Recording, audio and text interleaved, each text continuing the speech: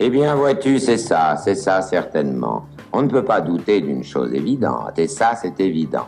Et pourtant, j'ai cherché la note discordante, le défaut qui pourrait troubler mon jugement. J'ai voulu me convaincre et savoir où j'allais. J'ai tout pesé, j'ai réfléchi, car je voulais ne pas m'abandonner comme un simple rêveur. Mais de quoi parles-tu, mon chéri? Du bonheur. Tu parles du bonheur. Eh oui. Voyez-vous ça? Je suis un peu comme un forçat qui parlerait de liberté.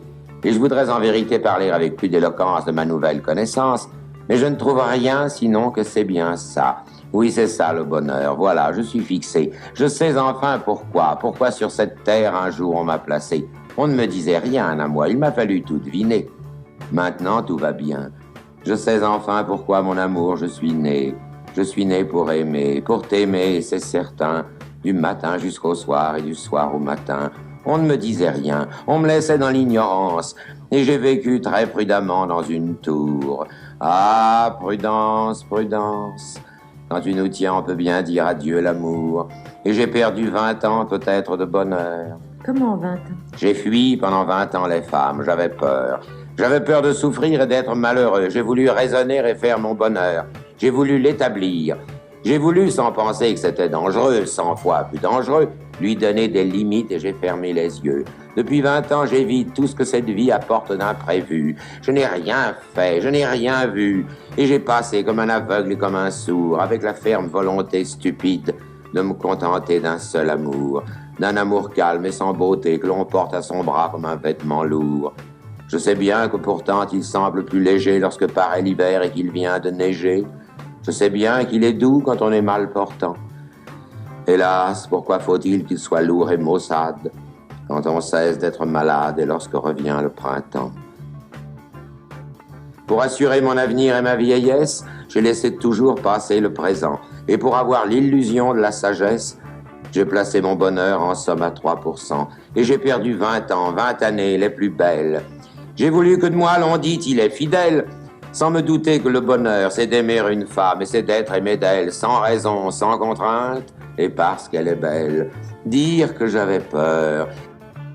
Il est à 100% maintenant, mon bonheur, enfin dont je respire et je suis un autre être. J'étais, vois-tu, si pauvre avant de te connaître. Maintenant je suis riche, inépuisablement. Ma fortune, c'est mon amour. Elle est incalculable, immense. Je suis le pauvre parvenu. Et je serai milliardaire dans un an si cela continue. Dame, elle a ça de surprenant, ma fortune, quand on y pense, ou plutôt mon amour, c'est qu'il augmente chaque jour et que je m'enrichis, vois-tu, plus je dépense.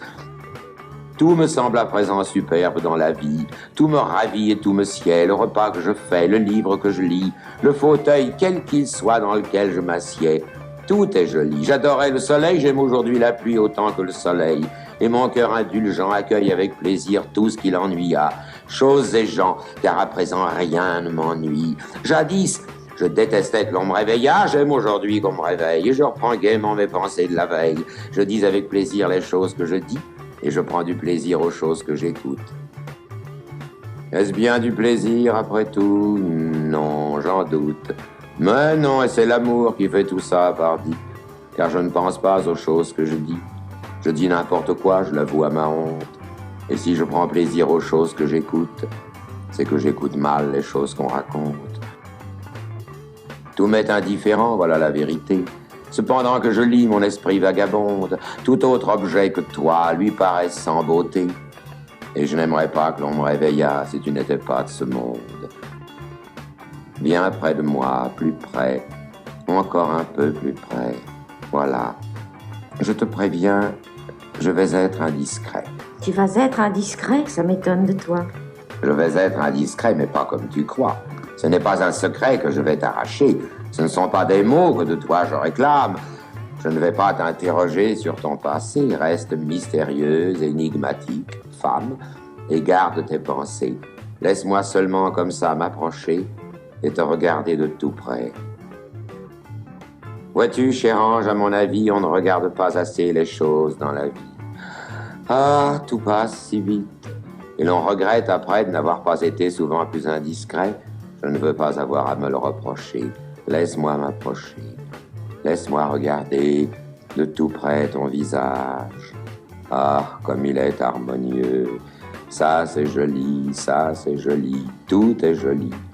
Ceci l'est davantage et ça, c'est encore mieux. Mon Dieu, mon Dieu, mon Dieu, que c'est donc joli, une femme jolie. C'est insensé pour les yeux qu'elle régale. Tu me gênes, tu sais. Oh, ça m'est bien égal. Non, mais c'est vrai, tu sais, tu me gênes beaucoup. Je te dis que ça m'est égal. Regardez-moi ce cou, comme il est blanc, comme il est souple quand il plie. Et ses mains, regardez comme elles sont jolies. Une main, c'est si laid quand ce n'est pas joli.